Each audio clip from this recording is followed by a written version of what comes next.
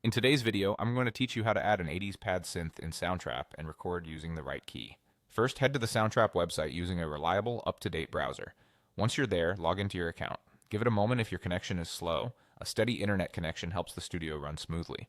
After logging in, look for your existing project. You can find it under your projects area, and if you have a lot of sessions, use the search field to locate it quickly.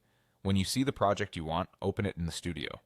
Now wait for the project to fully load. Large sessions with multiple tracks or effects can take a little time, so let the interface and waveforms settle before you continue. This helps prevent glitches and makes sure everything responds correctly when you add your new sound. Next, click on Add Track. You'll see different track types. Choose Synth.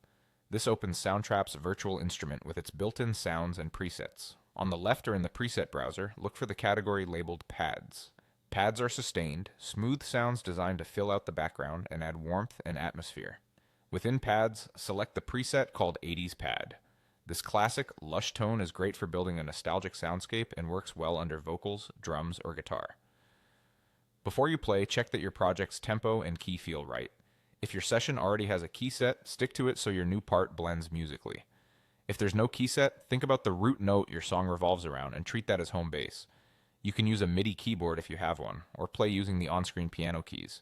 To get that authentic pad feel, hold chords a little longer and avoid overly busy rhythms. Pads shine when they're smooth and supportive. When you're ready, hit the record button. After the count-in, begin playing in the correct key, focusing on chords that match your song's harmony. If you're unsure, start with the root chord, move to the fourth and fifth chords, and listen for what sounds stable and musical. Keep your levels conservative to avoid clipping, and let the pad ring out at the end of phrases. Once you stop recording, play it back to make sure everything sits well with the rest of your tracks. Soundtrap autosaves frequently, so your work is safe as you go. That's it. Open your project, add a synth, choose pads, pick 80s pad, and record in key for a polished, cohesive sound.